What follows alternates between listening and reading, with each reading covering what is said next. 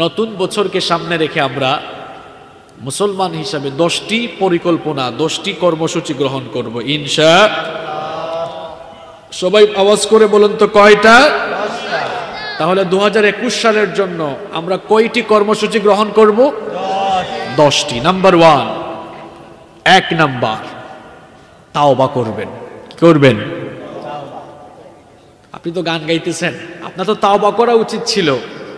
আপনার জীবন থেকে আরো একটি বছর চলে গেল, এই বছরে বিভিন্ন সময়ে শয়তানের ওয়াসওয়াসায় পড়ে আমাদের গুনাহ হয়েছে নাকি হয় নাই? এই জন্য তাওবা করার দরকার আছে না নাই? নতুন বছরকে সামনে রেখে আমাদের প্রথম কর্মসূচি হবে আমরা সকলেই আল্লাহর কাছে কি করব? তাওবা করব। কারণ গুনাহের প্রতি আমাদের একটা অ্যাট্রাকশন, আকর্ষণ আছে না নাই? তিরমিজি শরীফের বর্ণনায় বিশ্বনবী সাল্লাল্লাহু আলাইহি ওয়াসাল্লাম বললেন, কুল্লু ইবনে আদম খাত্তাউন ওয়া খায়রুল খাত্তাইন আত-তাওয়াবুন। মানুষ মাত্রই গুনাহগার, মানুষ মাত্রই পাপী। গুনাহ করা, পাপ করা মানুষগুলোর মধ্যে আল্লাহর কাছে তারাই সবচাইতে দামি যারা গুনাহ করার পর আল্লাহর কাছে তাওবা করে ফেলে।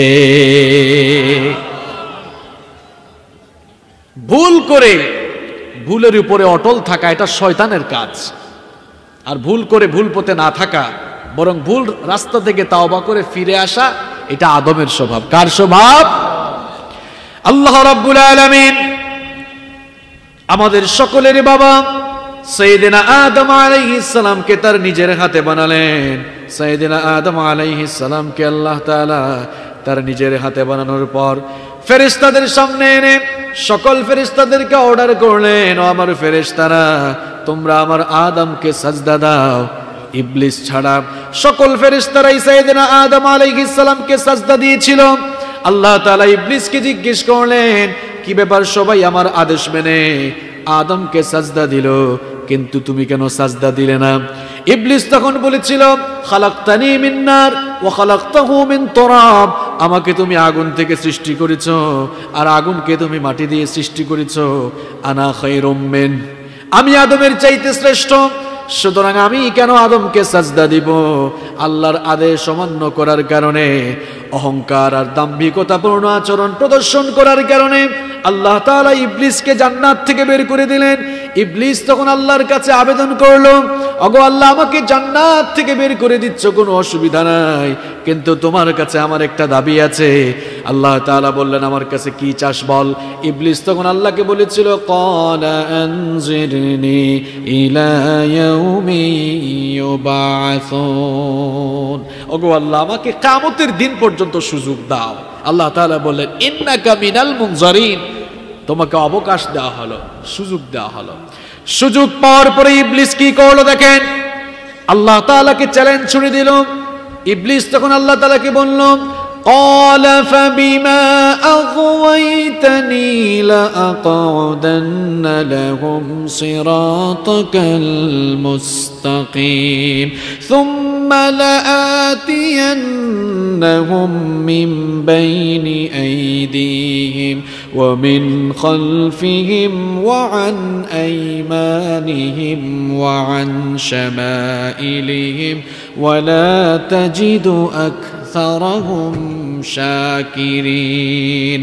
ইবলিস তখন বলেছিল, ওগো আল্লাহ, যে আদমের কারণে তুমি আমাকে জান্নাত থেকে বের করে দিয়েছো, ওই আদম এবং তার সন্তানদেরকে সিরাতুল মুস্তাকিম, সোজা রাস্তায় চলতে গিয়ে বাধা দেওয়াই হবে আমার প্রধান কাজ। এদেরকে আমি এমন ভাবে ধোঁকা দিব, এমন ভাবে প্ররোচনা দিব, সামনে থেকে, পিছন থেকে, ডান দিক থেকে, বাম দিক থেকে, চতুর্দিক থেকে আমি তোমার আদম এবং তার বংশধরদেরকে ধোঁকা দিয়ে দিয়ে জাহান্নামটাকে একেবারে পরিপূর্ণ করে ফেলবো। আল্লাহ তাআলা তখন বললেন, ওগো ইবলিস, ভালো করে শোনো, তুমি আমার বান্দাদেরকে ধোঁকা দিয়ে দিয়ে একেবারে জাহান্নামের দ্বার প্রান্তে নিয়ে যাবি। আর আমার বান্দাগুলো যদি তাদের জীবনের ভুলগুলো বুঝতে পেরে তাওবা করে একটিবার আমার কাছে মাফ চায়, আমি আল্লাহ আমার বান্দার জীবনের গুনাহগুলো মাফ করে দিব।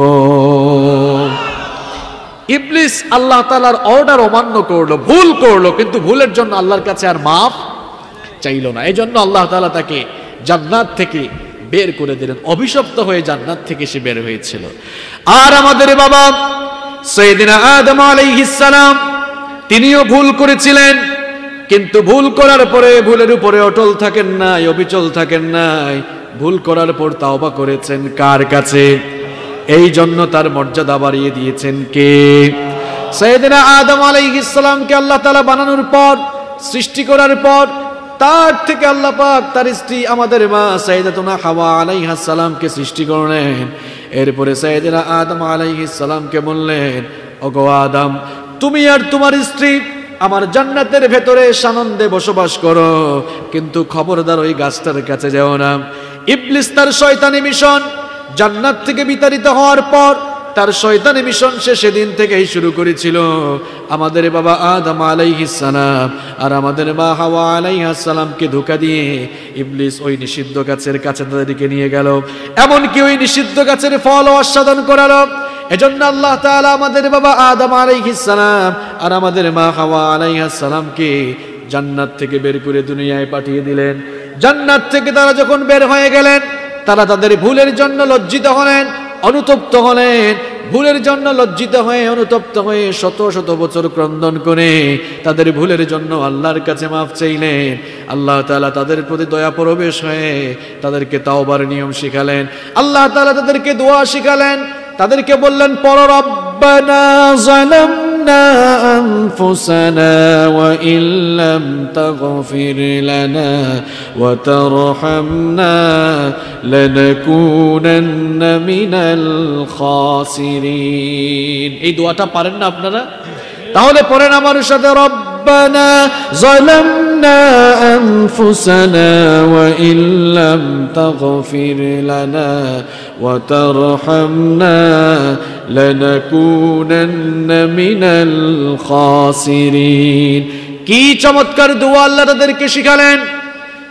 রব্বানা যালামনা আনফুসানা, ওগো আমাদের রব, আমরা আমাদের নিজেদের নফসের উপরে জুলুম করে ফেলেছি। ওয়া ইল্লাম তাগফির লানা ওয়া তারহামনা, যদি আমাদেরকে ক্ষমা না করো, যদি আমাদের উপরে রহম না করো, লানাকুনান্না মিনাল খাসিরিন, তাহলে আমরা ক্ষতিগ্রস্তদের মধ্যে শামিল হয়ে যাব। আমাদের বাবা আদম আলাইহিস সালাম আর আমাদের মা হাওয়া আলাইহাস সালাম তারা যখন তাদের ভুলের জন্য লজ্জিত হয়ে অনুতপ্ত হয়ে এই দোয়া করে আল্লাহর কাছে মাফ চাইলেন, আল্লাহ তাআলা তাদের তাওবা কবুল করে তাদেরকে তিনি মাফ করে দিলেন। এখান থেকে আপনারা কি শিখলেন? ভুল করে শয়তান তার ভুলের উপরেই থেকেছে, এজন্য শয়তানকে বিতাড়িত করেছেন কে? আর আমাদের বাবা আদম আলাইহিস সালাম তিনিও ভুল করেছিলেন, কিন্তু ভুল করার পর ভুলের উপরে আর থাকেন নাই, মাফ চেয়েছেন তাওবা করে কার কাছে? এই জন্য তার মর্যাদা বাড়িয়ে দিয়েছেন কে?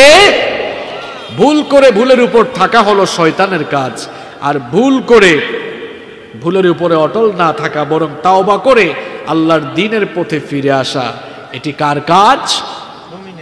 এটা আদমের স্বভাব, এটা মুমিনের স্বভাব।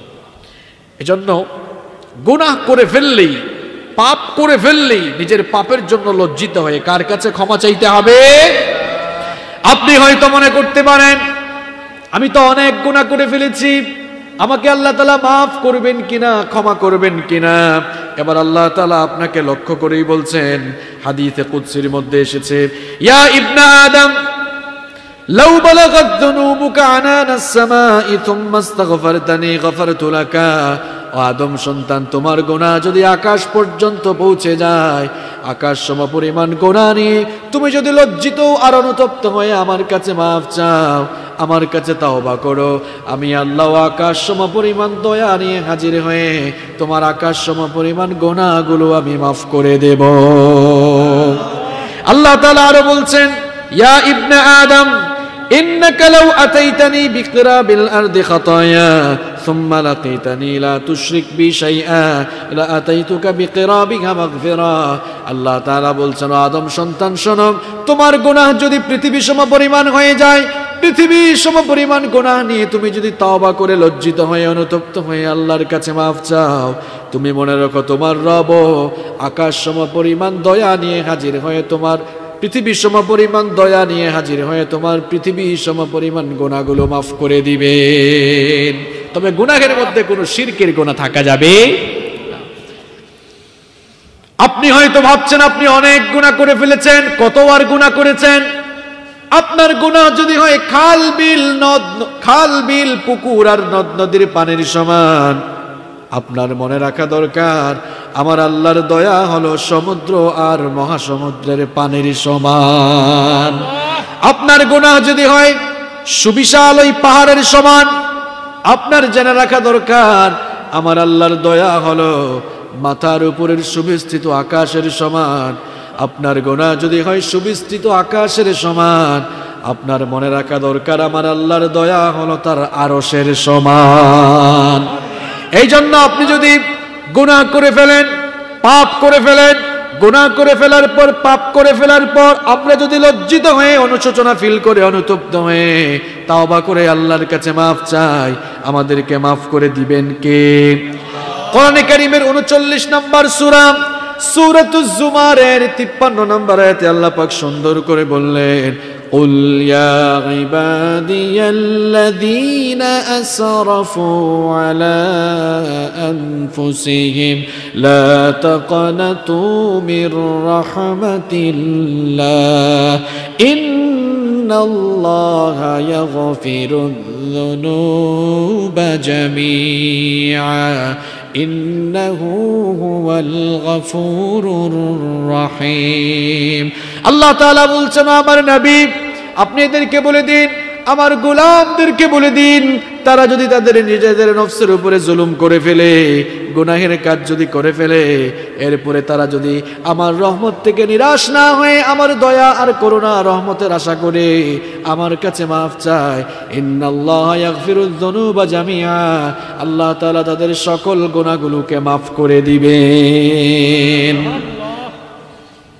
আল্লাহর কাছে তাওবা করে, তাওবার মতো তাওবা করে আল্লাহর কাছে মাফ চাইলে আল্লাহ কিভাবে মাফ করে দেন শোনেন।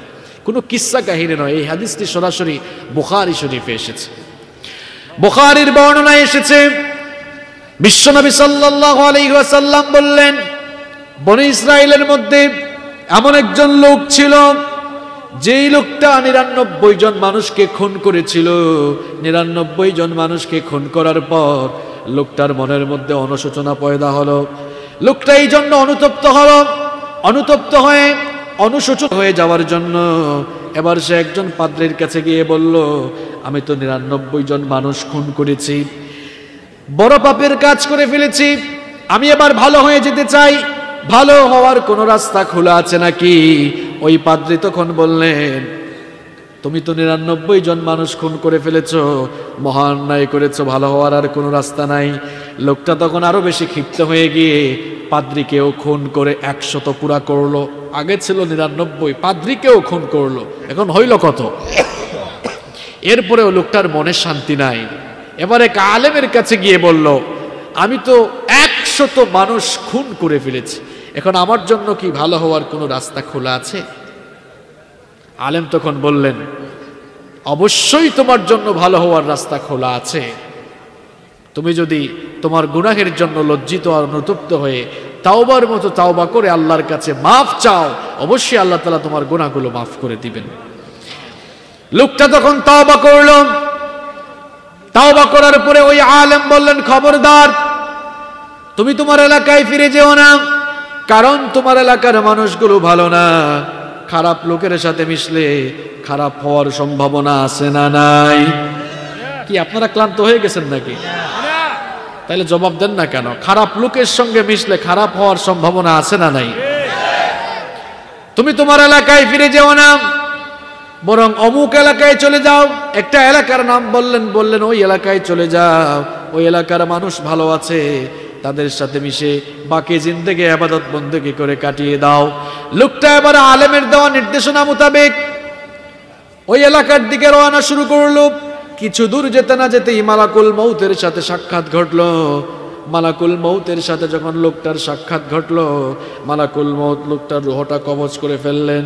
আমার ভাইয়েরা, দুনিয়া থেকে যখন কোনো মানুষ বিদায় হয়, লোকটা যদি জান্নাতি হয়, জান্নাতি ফেরেশতারা তার রূহটা নিয়ে ইল্লিনে চলে যায়।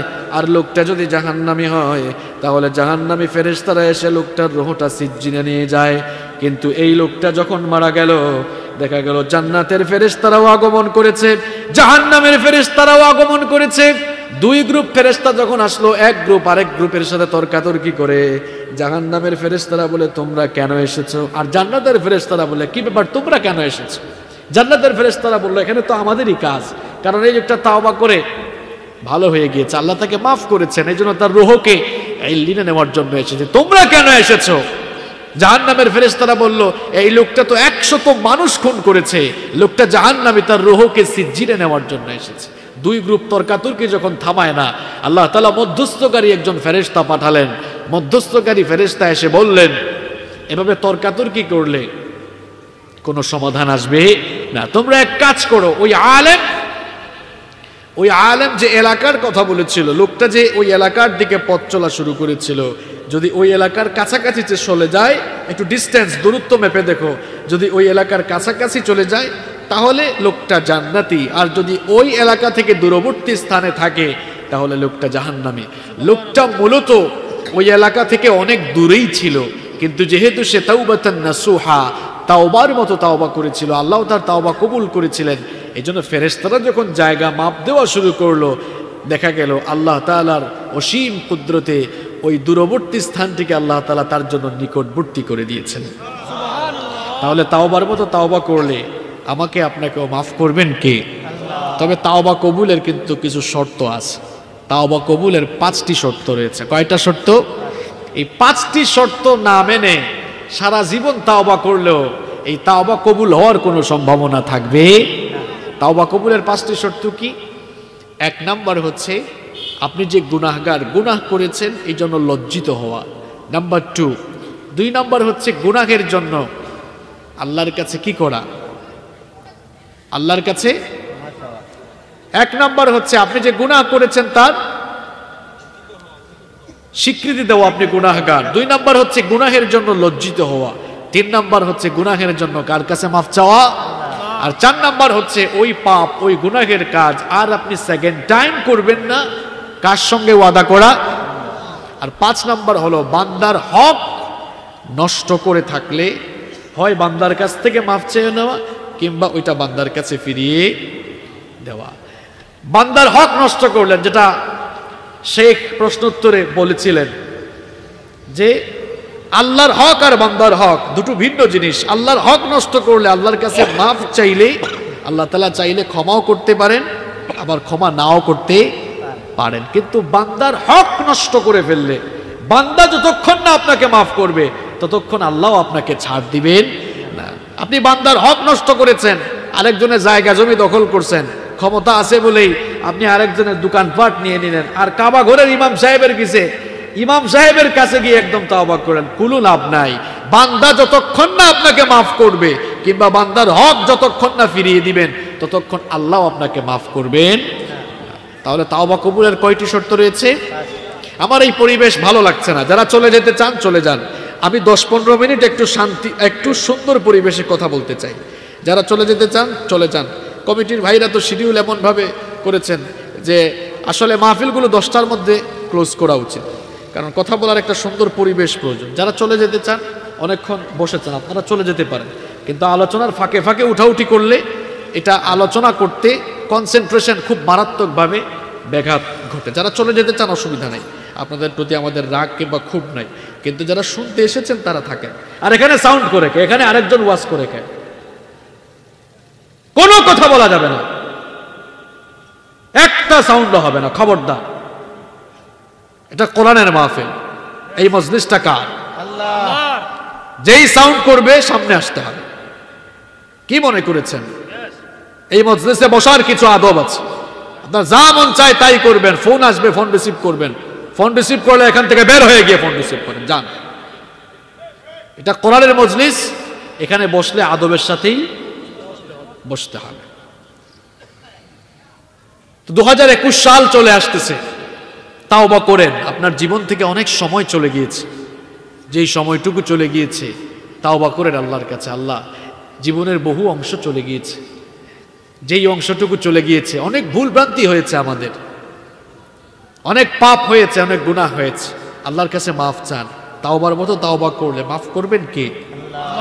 31st নাইটে উৎসব করিয়েন না, অশ্লীলতার বেহায়াপনায় গা ভাসিয়ে দিয়েন না, বরং তাওবা করে নিজের জীবনটাকে সংশোধন করে নতুন পথ চলা শুরু করার দরকার আছে না নাই? আমি সংক্ষেপে বলছি। নাম্বার 2 নাম্বার হচ্ছে আপনি একজন মুমিন, সেজন্য আপনার উপরে 5 ওয়াক্ত সালাত প্রত্যেক দিন ফরজ করেছেন কে? আল্লাহ। 5 ওয়াক্ত সালাত যেন আপনার কাজা না হয়। একটি কর্ম পরিকল্পনা আপনি গ্রহণ করুন। জীবনের বহু অংশ তো চলে গেল, আল্লাহ তাআলাকে ঠিকমতো সাজদা দিতে পারলাম না, ঠিকমতো নামাজ আদায় করতে পারলাম না। নতুন একটি বছর শুরু হচ্ছে, আর যেন আপনার নামাজ কাজা না হয়। কেন আপনারা নামাজ কাজা করছেন? কেন নামাজ ছেড়ে দিচ্ছেন? মসজিদগুলো কেন খালি পড়ে আছে? কেন নামাজে যাচ্ছেন না? এক একটি বছর চলে যাচ্ছে আপনার জীবন থেকে, আপনার হায়াত থেকে সময় কমে যাচ্ছে। আপনি দুনিয়ার লোভ লালসা, দুনিয়ার মায়া মমতা, দুনিয়ার চাকচিক্য আর মোহে এত বেশি মত্ত হয়েছেন যে আপনি আপনার ডেস্টিনেশন ভুলে গিয়েছেন। পৃথিবীতে আপনি থাকবেন না এটা আপনি ভুলে গিয়েছেন। 1920 সালে তো দুনিয়ায় অনেকে ছিল, আজকে 2020ও শেষ হয়ে যাচ্ছে। এদের মধ্যে বেশিরভাগ লোকই নাই, এরা মাটির সাথে মিশে গিয়েছে। এখন 2020 সাল, 2120 সালে আপনি থাকবেন না, মাটির সাথে বিলীন হয়ে যাবেন। তাহলে কেন আপনি নামাজ ছেড়ে দিচ্ছেন? কেন আপনি আল্লাহর সঙ্গে নাফরমানি করছেন? কেন শয়তানের ধোঁকায় পড়ে নিজের জীবনটাকে বরবাদ করে ফেলছেন? কেন শয়তানের প্ররোচনায় পড়ে নিজের জীবনটাকে আপনি ধ্বংসের মুখে ঠেলে দিচ্ছেন? প্রিয় ভাইয়েরা, শয়তানের ফাঁদে পা দিবেন না। নামাজ ছেড়ে দিলে খুশি হয় কে? শয়তান। কথা কন না কেন? শয়তান। আর নামাজ আদায় করলে খুশি হন কে? আল্লাহ। তো বুবার মতো যারা বসে আছেন 5 ওয়াক্ত নামাজ ছেড়ে আপনি কাকে খুশি করেন? মিয়া শয়তানকে। ফজর যায়, যোহর যায়, আসর যায়, মাগরিব যায়, এশা যায়, প্রত্যেকদিন 5 ওয়াক্ত নামাজের খবর নাই। আপনি কাকে খুশি করেন? কাকে খুশি করেন আপনি? আল্লাহর কাছে আপনাকে যেতে হবে, তার সামনে জবাবদিহি করতে হবে। একটিও কি সেই ফিলিংস, জবাবদিহিতার অনুভূতি আপনার অন্তরে জাগ্রত হয় না? যুবক আর তরুণ ভাইরা, তোমরা কেন মসজিদে আসো না? তোমরা তো বলো তোমাদের সময় হয় নাই। কখন তোমাদের সময় হবে বলো? তোমরা বলছো আমরা বুড়া হই, চুলদারি পাকুক, এরপরে নামাজে আসবো। তুমি যে বুড়া হবা, তোমার চুলদারি পাকবে এর তো কোনো গ্যারান্টি নেই। তুমি কি দেখো না তোমার মতো কত যুবক, কত ইয়াং ছেলে পেলে রাস্তায় পড়ে মারা যাচ্ছে? এরকম আছে না নাই? পৃথিবীতে আসার জন্য তো সিরিয়াল আছে, যাওয়ার তো সিরিয়াল নাই। প্রথমে তোমার দাদা এসেছিলেন, তারপরে তোমার বাবা, এরপরে তোমার দাদার ঘরে তুমি নাতি। কিন্তু যাবার বেলায় সিরিয়াল লাগে না। মাঝে মাঝে এমনও দেখা যায় নাতির লাশ দাদা কবরে নামাচ্ছে। এরকম আছে না নাই? তো কোন ধোঁকায় তুমি পড়ে রইলে? স্কুলে পড়ছো, কলেজে পড়ছো, বিশ্ববিদ্যালয়ে পড়ছো, সেই সব ছাত্র ভাইদেরকে বলছি তোমরা কেন নামাজে আসো না ভাই? শয়তানের ধোঁকায় পা দিও না, শয়তানের ফাঁদে পড়ে যেও না। শয়তান তোমাকে পজিটিভলি ধোঁকা দিচ্ছে যে তোর বয়স হয় নাই, এখন যাওয়ার দরকার নাই। শয়তান পজিটিভলি ধোঁকা দিয়ে যদি আমাকে আপনাকে মসজিদ থেকে দূরে রাখতে পারে, শয়তানের লাভ আছে না নাই? আমরা কি শয়তানকে খুশি করব না আল্লাহকে খুশি করব? 2021 সাল শুরু হচ্ছে, যা করার করে ফেলছেন, একটু সিদ্ধান্ত নেন আজকের ফজরের নামাজ থেকে আর জীবনে কোনোদিন নামাজ ছাড়বো না। রাজি আছেন? এটা হোক 2021 সালের আমাদের 2 নম্বর কর্ম পরিকল্পনা। নাম্বার 3 নাম্বার হচ্ছে শুধু 5 ওয়াক্ত সালাত নয়, মাঝে মাঝে শেষ রাতে ঘুম থেকে উঠে সাজদা দিয়ে চোখের পানি ছেড়ে আল্লাহর সঙ্গে প্রেম মহব্বত ভালোবাসা বিনিময় করে আল্লাহর সাথে সম্পর্ক তৈরি করার জন্য তাহাজ্জুদের নামাজ আদায় করার দরকার আছে না নাই? 5 ওয়াক্ত ফরজ নামাজের পরে আল্লাহ তাআলার কাছে সবচাইতে পছন্দের নামাজ হচ্ছে এই তাহাজ্জুদের নামাজ। বিশ্বনবী সাল্লাল্লাহু আলাইহি ওয়াসাল্লাম বলেছেন, মুসলিম শরীফের বর্ণনা, আফদালুস সালাতি বাদাল ফরিদাতি সালাতুল লাইল, ফরজ সালাতের পরে আল্লাহর কাছে সবচাইতে পছন্দের নামাজ হচ্ছে রাতের নামাজ, অর্থাৎ তাহাজ্জুদের নামাজ। বিশ্বনবী সাল্লাল্লাহু আলাইহি ওয়াসাল্লাম বলেছেন, 3টি কাজ করো আর নিরাপদে আল্লাহর জান্নাতে প্রবেশ করো। নাম্বার 1, 1 নাম্বার হলো আফসুস সালাম, সালামের ব্যাপক প্রচলন করো। 2 নাম্বার হলো আতইমুত তাআম, সামর্থ্য থাকলে মানুষদেরকে খাওয়াও। আর 3 নাম্বার হলো ওয়াসাল্লু বিল্লাইলি ওয়ান নাসু নিয়াম, রাতের বেলা দুনিয়ার মানুষগুলো যখন আরাম করে ঘুমায়, আরামের ঘুমটাকে বাদ দিয়ে শেষ রাতে তাহাজ্জুদের যায় নামাজে দাঁড়িয়ে ইস্তেগফার করে রাত কাটাও। রাতের শেষ অংশে আমরা ঘুমাই, অথচ শেষ অংশে রাত্রিবেলা যখন 1/3 অতিবাহিত হয়ে যায়, আল্লাহ তাআলা দুনিয়ার আকাশে নেমে এসে ডাকতে থাকেন, মান যাল্লাযী ইয়াদউনি, আমার এমন কোন গোলাম আছে নাকি? গভীর এই রাতে যখন দুনিয়ার মানুষগুলো আরাম করে ঘুমাচ্ছে, আমার এমন কোন গোলাম আছে নাকি, আমার এমন কোন বান্দা আছে নাকি যে গভীর রাতে আমার সাথে প্রেম বিনিময় করতে চায়, গভীর রাতে আমার সঙ্গে ভালোবাসা বিনিময় করতে চায়? আমার এমন কোন গোলাম আছে নাকি? শেষ রজনীতে সবাই যখন ঘুমাচ্ছে, আমার এমন কোন বান্দা আছে নাকি কনকনে ঠান্ডার রাতে ঠান্ডা পানি দিয়ে ওযু করে আমি মাবুদের সঙ্গে ভালোবাসা বৃদ্ধির জন্য তাহাজ্জুদের জায়নামাজে দাঁড়িয়ে আমাকে ডাকবে? আমার এমন কোন গোলাম আছে নাকি? দুনিয়ার আকাশে নেমে এসে আল্লাহ তাআলা বলতে থাকেন, মান যাল্লাযী ইয়াদউনি, এমন কোন গোলাম আছে নাকি আমাকে ডাকবে? গভীর রাতে সকলেই যখন ঘুমায়, এই গভীর রাতে আমার বান্দা যদি আমাকে তাহাজ্জুদের জায়নামাজে দাঁড়িয়ে ডাকে, ফাআস্তাজিবা লাহু, আমি আমার বান্দার ডাকে জবাব দান করব। আল্লাহ তাআলা বলতে থাকেন, মান যাল্লাযী ইস্তাগফিরনি, আমার এমন কোন গোলাম আছে নাকি গুনাহ করতে করতে, পাপ করতে করতে যেই লোকটা তার জীবনটাকে কলুষিত করে ফেলেছে, এমন কোন গোলাম আছে নাকি? আমার গোলাম যদি এই শেষ রজনীতে চোখের পানি ছেড়ে দিয়ে তার গুনাহের জন্য আমার কাছে ইস্তেগফার করে, ফাউগফির লাহু, আমি আমার বান্দার সকল গুনাহগুলোকে মাফ করে দেব। সুবহানাল্লাহ। শেষ রাতের নামাজের অনেক দাম, চোখের পানির অনেক পাওয়ার। শেষ রাতে চোখের পানি ছাড়েন, কনকনে ঠান্ডার রাতে শেষ রাতে ঘুম থেকে উঠে জায়নামাজে দাঁড়িয়ে চোখের পানি একটু যদি ছাড়তে পারেন, আপনার গুনাহগুলো মাফ করে দিবেন কে? চোখের পানির এত পাওয়ার, সমুদ্র আর মহাসমুদ্রের পানি দিয়ে জাহান্নামের আগুন নেভানো যাবে না, কিন্তু 2 ফোঁটা চোখের পানি যদি আপনি লজ্জিত হয়ে অনুতপ্ত হয়ে আল্লাহর কাছে কায়মানো বাক্যে 2 ফোঁটা চোখের পানি ছেড়ে দিতে পারেন, 2 ফোঁটা চোখের পানি জাহান্নামের আগুন নিভিয়ে দেবে। সুবহানাল্লাহ। তাহাজ্জুদের নামাজের প্র্যাকটিস করুন। বিশ্বনবী সাল্লাল্লাহু আলাইহি ওয়াসাল্লাম তার জীবনে গুনাহের কোনো ছিটে ফুটা আছে নাকি বলেন? জন্ম থেকে নিয়ে ওফাত পর্যন্ত, নবুয়তের আগেও মাসুম, আবার নবুয়তের পরেও মাসুম, যেই নবীর জীবনে গুনাহের কোনো ছিটা ফুটাও নাই, সেই নবী তাহাজ্জুদের নামাজকে নিয়মিত প্র্যাকটিস করতেন। এই অবস্থা দেখে আম্মা জান আয়েশা রাদিয়াল্লাহু আনহা বলছেন, বিশ্বনবী সাল্লাল্লাহু আলাইহি ওয়াসাল্লাম প্রত্যেক রাতে তো দীর্ঘক্ষণ তাহাজ্জুদের জায়নামাজে দাঁড়িয়ে থাকতেন, দাঁড়াতে দাঁড়াতে হাত্তা তানফাতারা কাদামা, আমার নবীর পা মোবারক ফুলে যেত।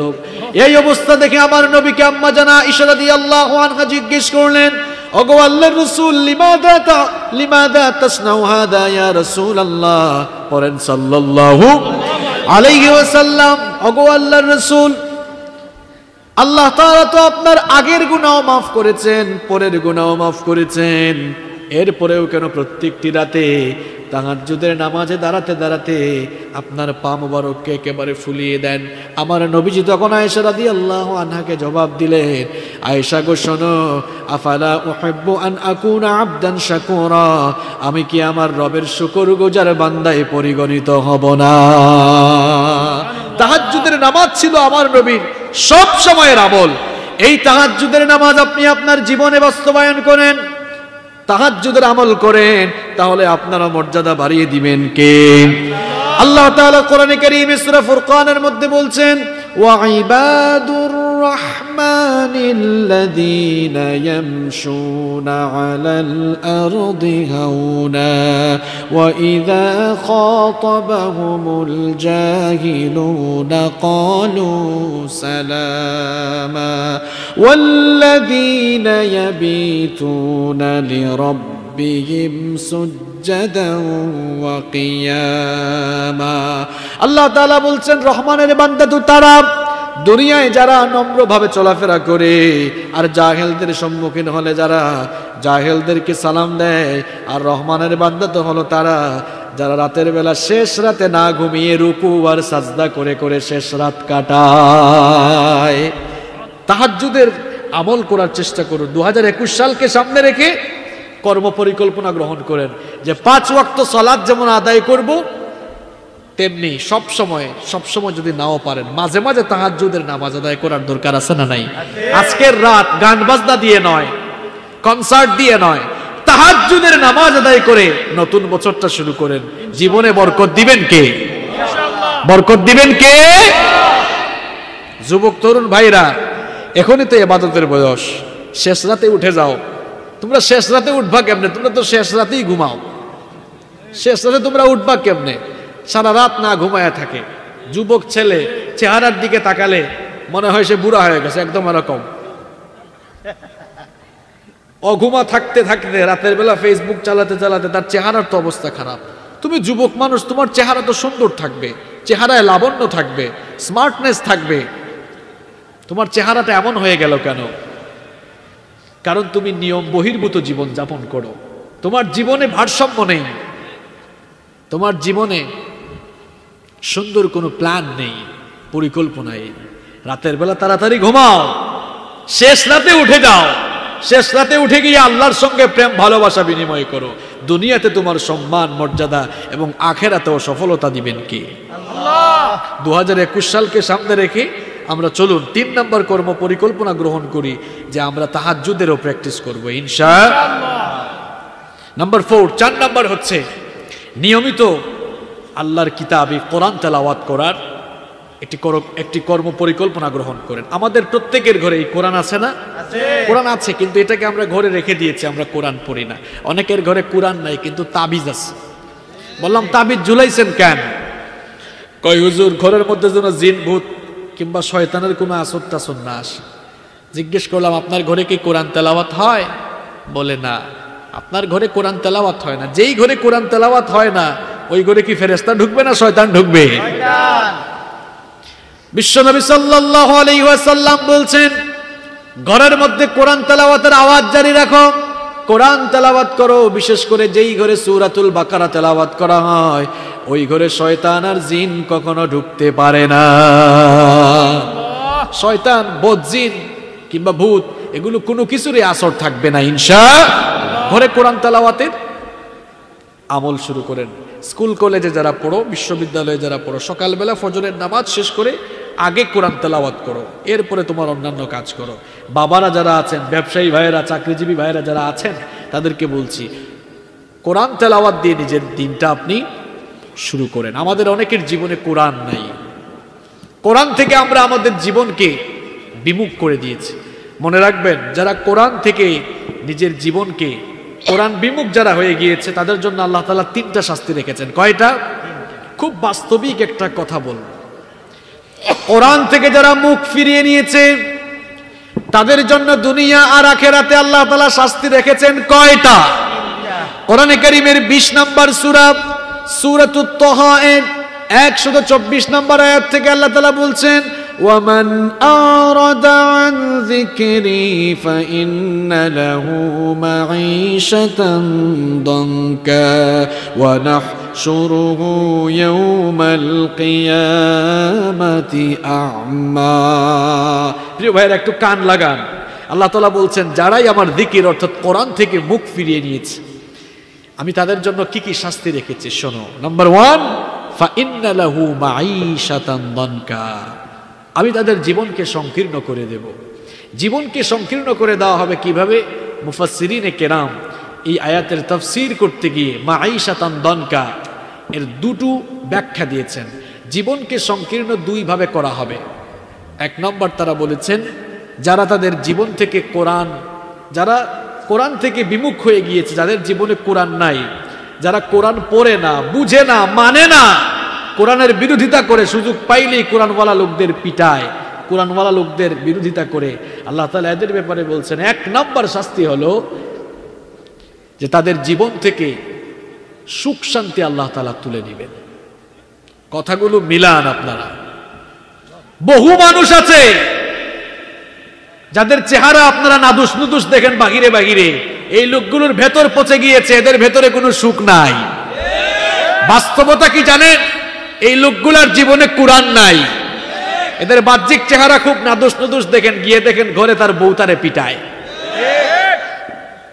আল্লাহর আয়াতের সাথে বাস্তবতা মিলান আপনি। যারাই কোরআন থেকে মুখ ফিরিয়ে নিবে, আল্লাহ তাআলা এদের জীবন থেকে সুখ শান্তি তুলে নেবেন। এদের প্রচুর টাকা থাকবে, পয়সা থাকবে, সহায় সম্পদ থাকবে, রাজনীতি থাকবে, ক্ষমতা থাকবে, পদ থাকবে, কিন্তু জীবনে সুখ শান্তি থাকবে।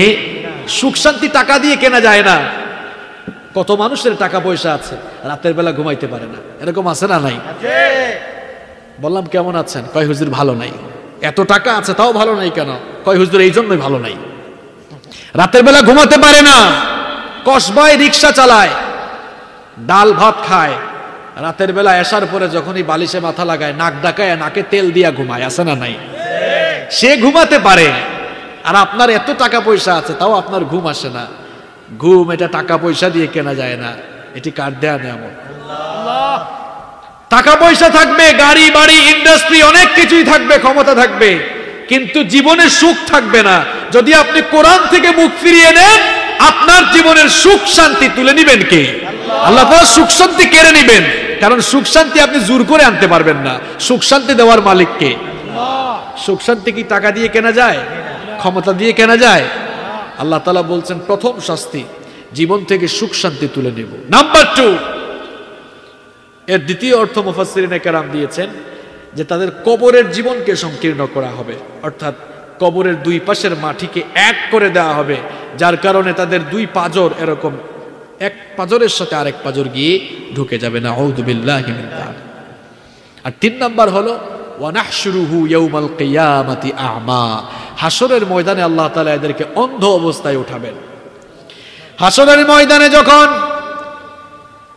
এই লোকগুলোকে অন্ধ অবস্থায় উঠানো হবে, তখন তারা আল্লাহর কাছে আল্লাহকে বলবে, ক্বালা রাব্বি লিমা হাশারতানি আ'মা ওয়া ক্বাদ কুনতু বাসীরা। ওগো আল্লাহ, আমাদেরকে অন্ধ করে উঠালে কেন? দুনিয়ায় তো আমরা দেখতে পেতাম, চক্ষুষ্মান ছিলাম, তাহলে কেন আমাদেরকে অন্ধ করে উঠালে? আল্লাহ তাআলা তখন জবাব দিবেন, قال كذلك أتتك آياتنا فنسيتها وكذلك اليوم تنسى। আল্লাহ তাআলা জবাব দিবেন, বান্দারে তোর কাছে তো আমার কিতাব ছিল, আমার আয়াতগুলো গিয়েছিল, আমার কোরআন তোর কাছে ছিল, দেখেও না দেখার ভান করেছিস। নাম্বার 5 নাম্বার হচ্ছে শুধু কোরআন বুঝতে চলবে না, কোরআনের পাশাপাশি হাদিসও পড়ার নিয়মিত দরকার আছে না নাই? এখন তো বাজারে বাংলায় অনুবাদ করা বিভিন্ন তাফসীরের কিতাব, বিভিন্ন হাদিসের কিতাব পাওয়া যায় না? আপনারা আপনাদের ড্রয়িং রুমে এত দামি দামি সোফা ঢুকিয়েছেন, লক্ষ লক্ষ টাকা খরচ করে দামি দামি ফার্নিচার ঢুকাতে পারলেন, কয়েক হাজার টাকা খরচ করে নিজের ড্রয়িং রুমে একটা ছোটখাটো লাইব্রেরি বানাতে পারেন না? সোফার পেছনে যদি কয়েকটা তাক দেন, কিছু বুক শেলফ রাখেন, সেখানে কিছু বই রাখেন, দেখবেন আপনার ড্রয়িং রুমের সৌন্দর্য আরো বাড়বে। ঘরের মধ্যে পড়াশোনার পরিবেশ সৃষ্টি হবে। ঘরের মধ্যে যখনই কোরআন হাদিস পড়ার পরিবেশ সৃষ্টি হবে, দেখবেন ঘরের মধ্যে তখন রহমত ঢেলে দিবেন কে? আল্লাহ। এরপরে নাম্বার 6 নাম্বার বলছি, ইসলামী সাহিত্যও রাখবেন। কোরআন হাদিস এবং ইসলামী সাহিত্য প্রত্যেক দিন পড়ার চেষ্টা করবেন। নাম্বার 7 নাম্বার হচ্ছে নিয়মিত ঘরের মধ্যে জিকির, আজকার, তাসবিহ, তাহলিল জারি রাখবেন। আপনার ঘরটা যেন আল্লাহর জিকিরের ঘরে পরিণত হয়ে যায়। সব সময় সুযোগ পাইলেই সুবহানাল্লাহ, আলহামদুলিল্লাহ, আল্লাহু আকবার, আস্তাগফিরুল্লাহ বেশি বেশি পড়ার দরকার আছে না নাই? ঘরটাকে আল্লাহর জিকিরের ঘর বানিয়ে ফেলেন। নাম্বার 8, 8 নাম্বার হচ্ছে নিজেকে এবং নিজের ফ্যামিলিকে, নিজের পরিবারকে জাহান্নাম থেকে, অপসংস্কৃতি থেকে বাঁচাবার জন্য চেষ্টা করবেন। আল্লাহ তাআলা কোরআনে কারীমে বলছেন, ইয়া আইয়ুহাল্লাযীনা আমানু কু আনফুসাকুম ওয়া আহলিকুম নারা, হে ঈমানদারেরা নিজেরা জাহান্নাম থেকে বাঁচো, নিজের আহাল, নিজের পরিবারকেও জাহান্নাম থেকে বাঁচাও। আপনার ফ্যামিলিতে আপনি পর্দা চালু করবেন, আপনার ঘরের কেউ যেন বেপর্দা না থাকে, আপনার স্ত্রী, আপনার মেয়ে, আপনার মা, আপনার বোন সবাই যেন পর্দায় থাকে। আপনার ফ্যামিলিতে যেন অপসংস্কৃতি চর্চা না হয়, অপসংস্কৃতি দূর করে আপনি আপনার ফ্যামিলিতে সুস্থ সংস্কৃতির ধারা চালু করবেন। এটাই হোক আপনার 2021 সালের 8 নম্বর কর্ম পরিকল্পনা। নাম্বার 9 নাম্বার হচ্ছে আপনি আপনার পরিবারকে সময় দিবেন। এজন্য পরিবার ভিত্তিক একটি পরিবার পরিকল্পনা গ্রহণ করবেন। আমাদের দেশেও তো পরিবার পরিকল্পনার কথা অনেকে বলে না, 2টি সন্তানের বেশি নয়, একটি হলে, এখন তো কয় না হইলে আরো ভালো। আমি ওই পরিবার পরিকল্পনার কথা বলছি না। নিজের পরিবারটাকে কিভাবে একটি আদর্শ পরিবার হিসেবে গঠন করবেন, একটি সুন্দর প্ল্যান, সুন্দর পরিকল্পনা গ্রহণ করেন। আমি বারবার প্ল্যানের কথা কেন বলছি জানেন? The plan is half of the work. পরিকল্পনা হচ্ছে কাজের অর্ধেক। একটি সুন্দর এবং নিখুঁত পরিকল্পনার উপরে কাজের সফলতা অনেকটাই নির্ভর করে। এজন্য সুন্দর একটি পরিবার পরিকল্পনা গ্রহণ করেন। আপনার সন্তানগুলোর হক আদায় করেন, আপনার স্ত্রীর হক আদায় করেন, স্ত্রীকে সময় দেন, সন্তানগুলোকে সময় দেন।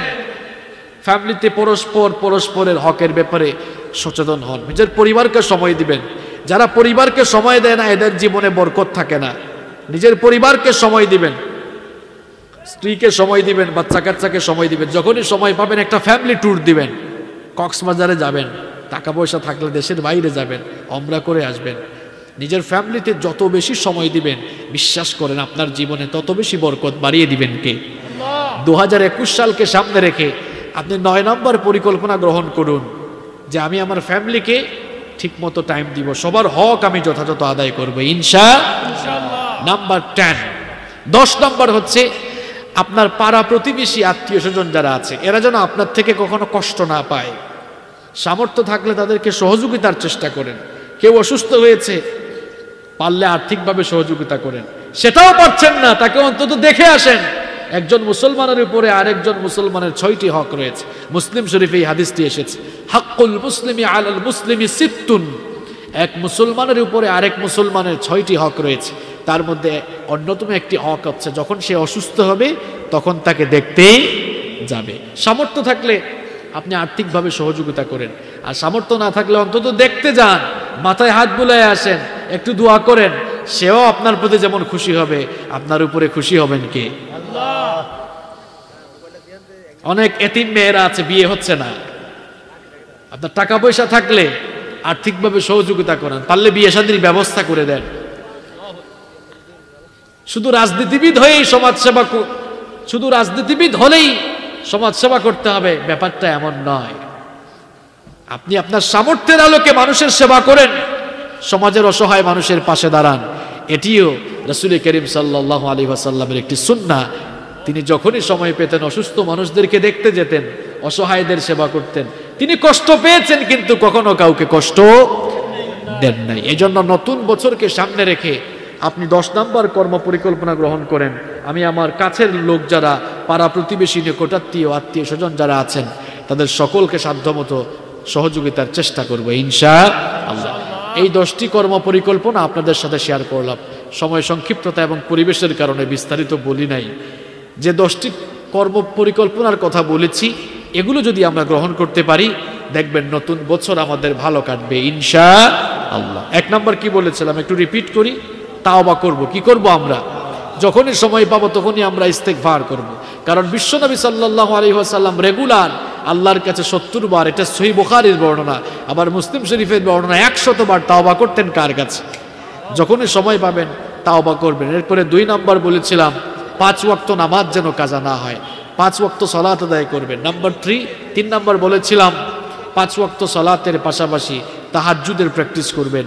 নাম্বার 4 নম্বর বলেছিলাম কোরআন অধ্যয়ন করবেন, নিয়মিত কোরআন পড়বেন, কোরআন বোঝার চেষ্টা করবেন। নাম্বার 5, 5 নাম্বার বলেছিলাম নিয়মিত হাদিস অধ্যয়নের চেষ্টা করবেন। নাম্বার 6, 6 নাম্বার বলেছিলাম ইসলামী সাহিত্য অধ্যয়ন করবেন। নাম্বার 7, 7 নাম্বার বলেছিলাম সব সময় জিকির আজকার তাসবিহ তাহলিলের মধ্যে সময় কাটাবেন। নাম্বার 8, 8 নম্বর বলেছিলাম নিজেকে এবং নিজের ফ্যামিলির সবাইকে, ইভেন সাধ্যমতো সমাজের সকল মানুষকে জাহান্নাম এবং অপসংস্কৃতি থেকে বাঁচানোর চেষ্টা করতে হবে। নাম্বার 9 নম্বর বলেছিলাম একটি পরিবার পরিকল্পনা গ্রহণ করতে হবে।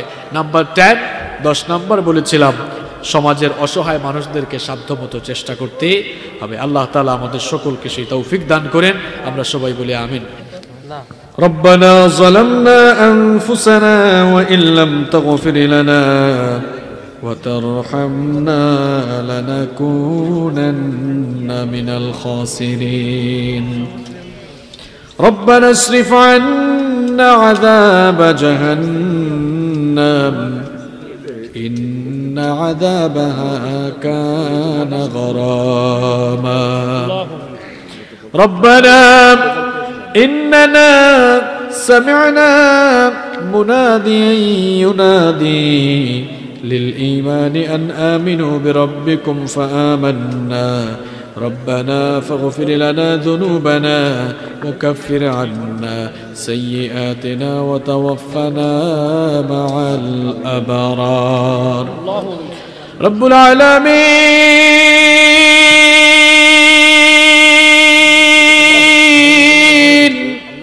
গভীর রাত পর্যন্ত তোমার কোরআন পাগল বান্দারা নীরবে বসে বসে তোমার কিতাব থেকে আলোচনা শুনেছেন। রব্বুল আলামিন আমরা যারা হাত তুলেছি আমরা প্রত্যেকেই বড় গুনাহগার। গুনাহ করতে করতে নিজেদের নফসকে আমরা কলুষিত করে দিয়েছি, গুনাহের সাগরে ভাসতে ভাসতে জীবনটাকে বরবাদ করে দিয়েছি। ওগো মাবুদ, আমাদের গুনাহের দিকে যদি তাকাও, আমাদের মতো গুনাহগারদেরকে ক্ষমাও করতে তোমার মন চাইবে না। রব্বুল আলামিন আমাদের গুনার দিকে না তাকিয়ে তোমার গফফার নামের খাতিরে আমরা আমাদের জীবনে প্রকাশ্য প্রকাশ্য সগীরা কবীরা শিরক বেদাত জানা ও জানা যত গুনাহ করেছি, মেহেরবানি করে আমাদের জীবনের সকল গুনাহগুলোকে মাফ করে দাও রব্বুল আলামিন। ইয়া আরহামার রাহিমিন মাবুদ, আমাদেরকে দৈনন্দিন 5 ওয়াক্ত সালাত জামাতের সাথে আদায় করার তৌফিক দাও রব্বুল আলামিন। আমাদের স্ত্রী সন্তান সন্ততি পরিবার পরিজন সকলকে নামাজি বানিয়ে দাও রব্বুল আলামিন। আমাদের কলিজার টুকরা মা বাবাকে মাফ করে দাও। আমাদের যাদের মা বাবা দুনিয়া ছেড়ে অন্ধকার কবরে চলে গিয়েছেন, কবরগুলোতে জান্নাতুল ফেরদাউস বানিয়ে দাও। আমাদের যাদের মা বাবা দুনিয়াতে বেঁচে আছেন নেক হায়াত বাড়িয়ে দাও। আল্লাহুম্মা গফিরলি ওয়া লিওয়ালিদাইয়া وقل رب ارحمهما كما ربياني صغيرا رب ارحمهما كما ربياني صغيرا رب العالمين আমাদের পাড়া প্রতিবেশী আত্মীয় স্বজন সকলকে মাফ করে দাও। তালতলা এলাকায় যত কবরস্থান রয়েছে কবরস্থানের সকল মুর্দেগানকে মাফ করে দাও রব্বুল আলামিন। আজকের এই মাহফিলকে তুমি কবুল আর মঞ্জুর করে নাও।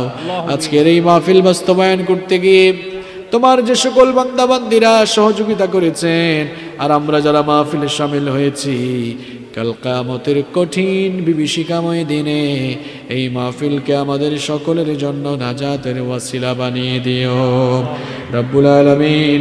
ইয়া আরহামার রাহিমিন মাবুদ, মাহফিলে যত উলামায়ে কেরাম তশরিফ এনেছেন, যত উলামায়ে কেরাম কথা বলেছেন, রব্বুল আলামিন সকলের তুমি নেক হায়াত বাড়িয়ে দাও, সকলের ইজ্জত আরো বাড়িয়ে দাও রব্বুল আলামিন। মাহফিলের সভাপতি হাফেজ গোলাম সুবহান সাইদিকে কবুল করে নাও, তাকে বড় আলেম বানিয়ে দাও রব্বুল আলামিন। মাহফিলে কথা বলেছেন শেখ আহমদুল্লাহ, মাহফিলে কথা বলেছেন ডক্টর আসম শহীদ আহমেদ সহ আরো যারা কথা বলেছেন, রব্বুল আলামিন সকলের তুমি নেক হায়াত বাড়িয়ে দাও রব্বুল আলামিন।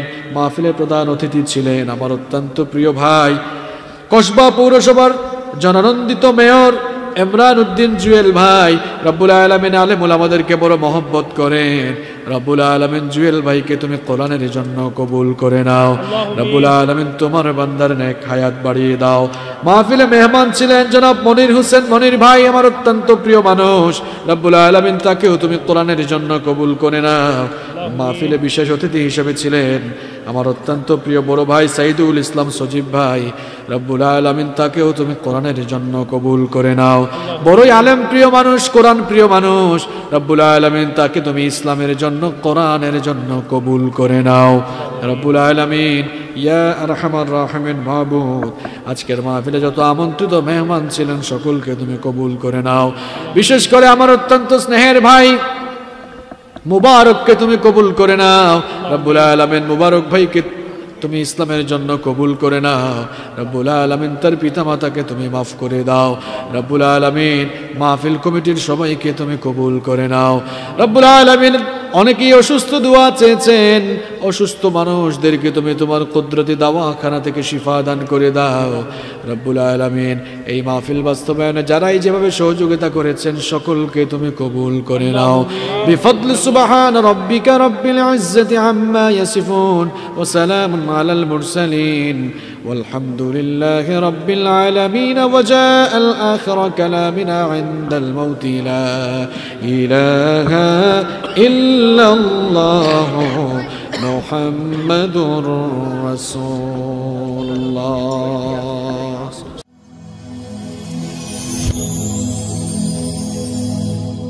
Rose TV 24. Enjoy by listening to the Holy Quran.